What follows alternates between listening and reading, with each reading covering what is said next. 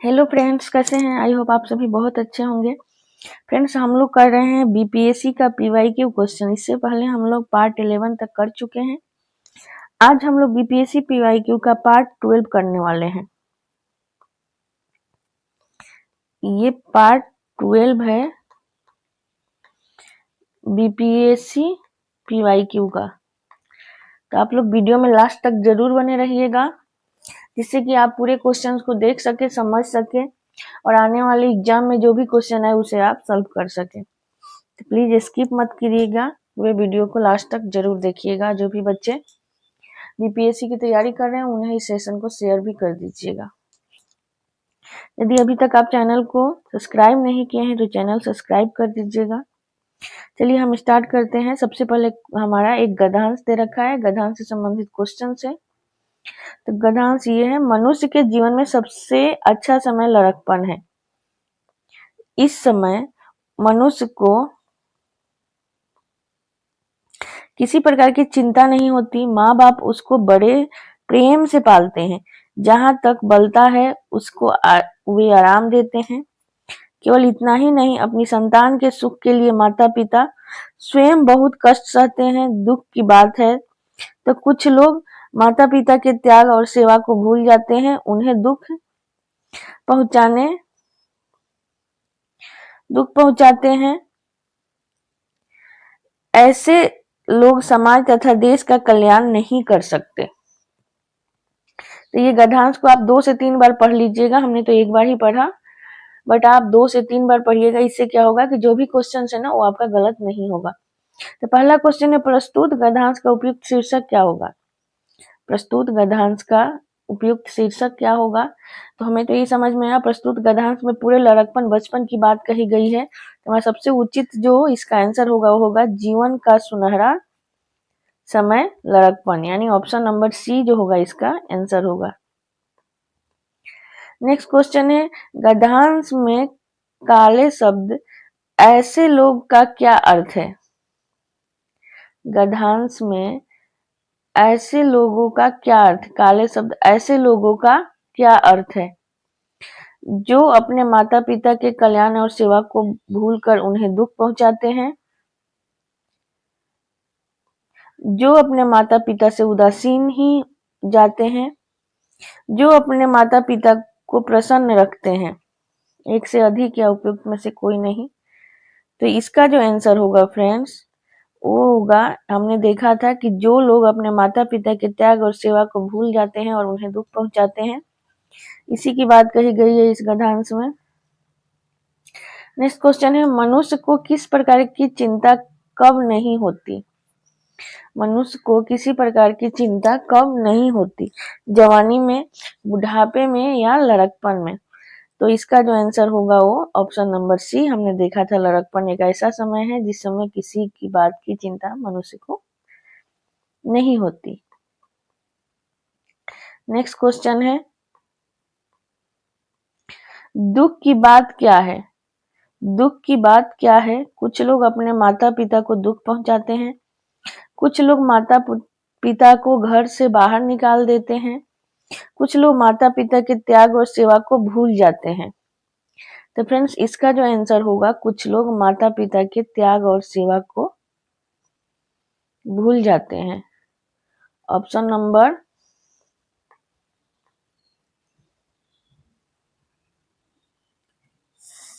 सी भी सही है। और कुछ लोग माता पिता को दुख पहुंचाते हैं, ये दोनों ही सही है। इसलिए हमारा आंसर क्या हो जाएगा? ऑप्शन नंबर डी, एक से अधिक।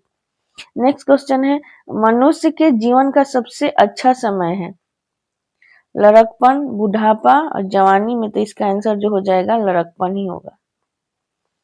नेक्स्ट क्वेश्चन है, माता पिता स्वयं बहुत कष्ट क्यों सहते हैं? समाज अपनी संतान के सुख के लिए, संबंधियों के कोप से बचने के लिए, समाज में अपनी प्रतिष्ठा बचाने के लिए? क्या आंसर होगा? ऑप्शन नंबर ए, अपनी संतान के सुख के लिए। अब यहाँ से आ गया फ्रेंड्स हमारा व्याकरण का क्वेश्चन।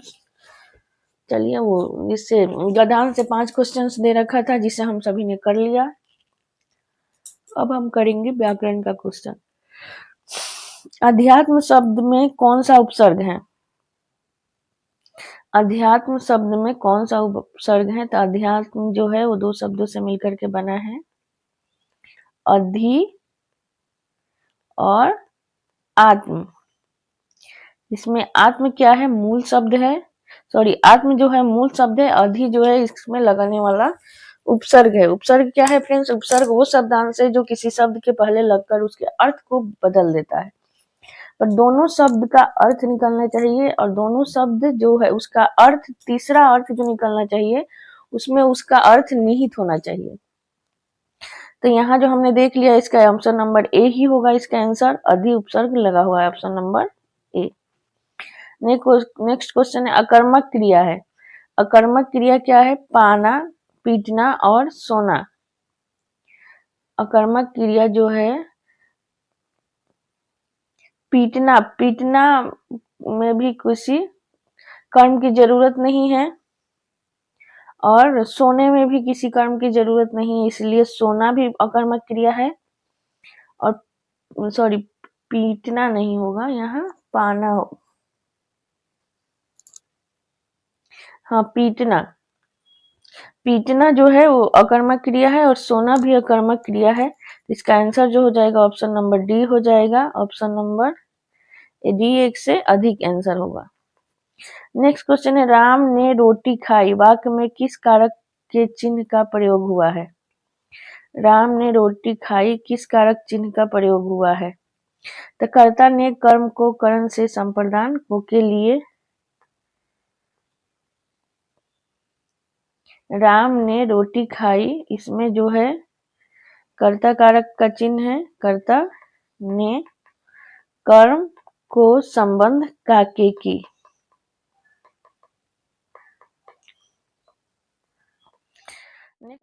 तो गुणवाचक विशेषण है कुछ जो किसी वस्तु, व्यक्ति के गुण, दोष, रंग, आकार, अवस्था, स्थिति का बोध कराता है, वो गुणवाचक विशेषण है।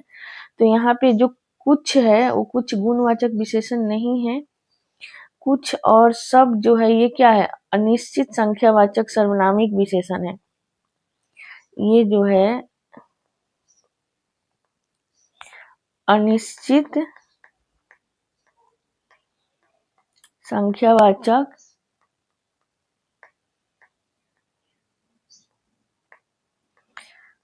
सर्वनामिक विशेषण है।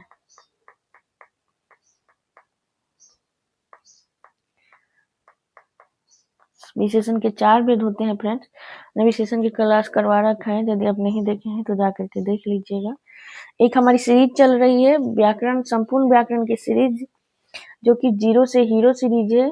ये आपका किसी भी कहीं भी, यानी कोई बोर्ड के एग्जाम देने वाला हो, या 8-9 में पढ़ने वाला है, या कोई कंपटीशन की तैयारी करने वाला हो, इन सभी के लिए मोस्ट इम्पोर्टेंट है। तो आप लोग उस सीरीज को जरूर देखिएगा फ्रेंड्स, उसे आगे जरूर बढ़ाइएगा। और 4 जो है वो संख्यावाचक विशेषण है। 4 क्या है? संख्यावाचक विशेषण है।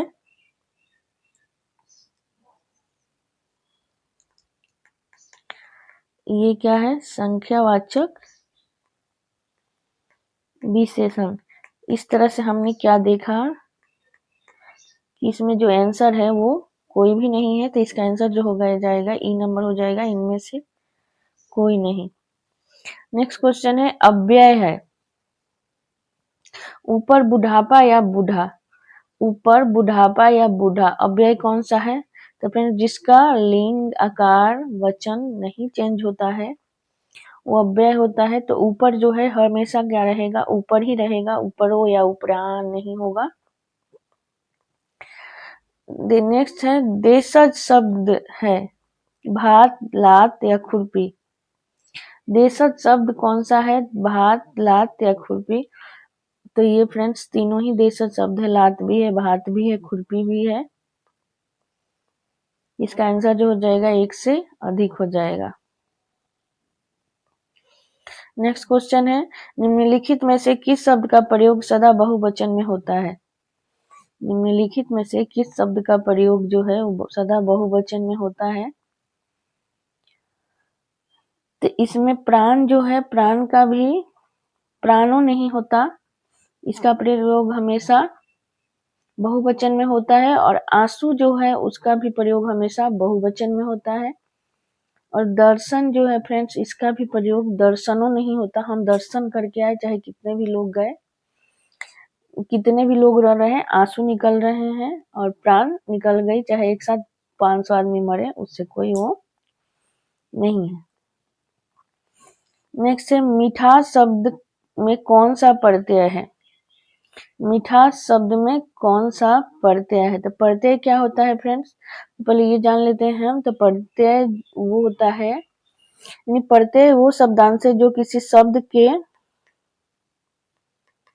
शब्दांश है जो किसी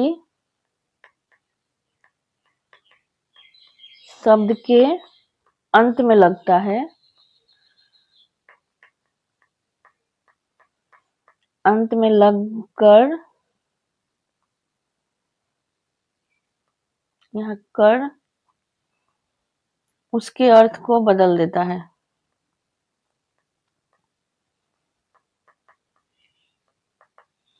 अर्थ को बदल दे।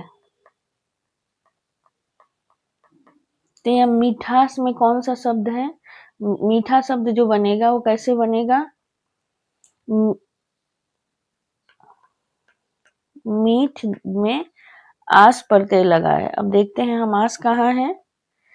आस जो है वो ऑप्शन नंबर बी में है, तो हमारा आंसर जो हो जाएगा ऑप्शन नंबर बी हो जाएगा।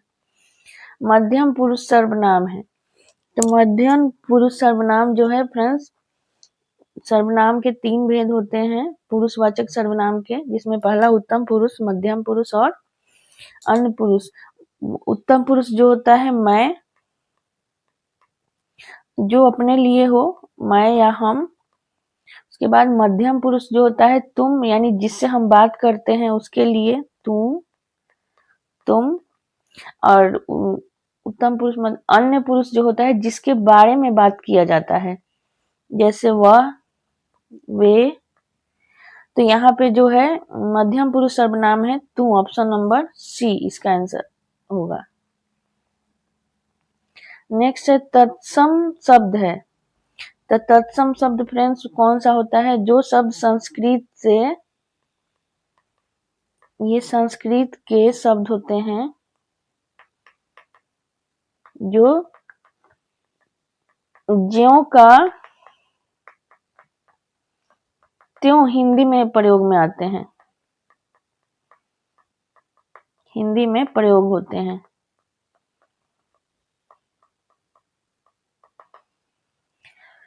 ठीक है, तो इसमें देखते हैं तत्सम शब्द जो है वो कौन सा है। तो तत्सम शब्द फ्रेंड्स है इसमें प्रभात।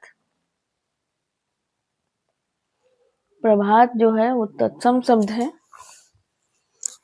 तो फ्रेंड्स ये हमारा हो गया यहाँ तक 30 क्वेश्चंस जो कि लैंग्वेज में आया हुआ था। इसमें हमने 15 क्वेश्चन टोटल किया है और 5 क्वेश्चन एक और गद्यांश था, 2 गद्यांश ले रखे थे तो उसे हमने छोड़ दिया एक को। तो फ्रेंड्स इस वीडियो में बस इतना ही। यदि ऐसे ही और आप PYQ पाना चाहते हैं तो सब्सक्राइब करें सरिता अमित ऑनलाइन क्लासेज। मुझे फेसबुक और इंस्टाग्राम दोनों पे फॉलो कर सकते हैं आप। यदि इसका PDF आपको चाहिए तो सेम इसी नाम से, यानी सरिता अमित ऑनलाइन क्लासेज के नाम से हमारा टेलीग्राम चैनल है।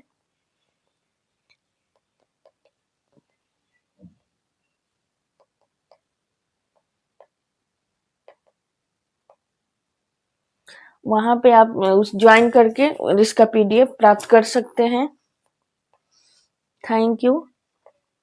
पसंद आया हो तो वीडियो को लाइक कर दीजिएगा, सेशन को शेयर जरूर करिएगा और चैनल अभी तक यदि सब्सक्राइब नहीं किए हैं तो चैनल सब्सक्राइब कर लीजिएगा।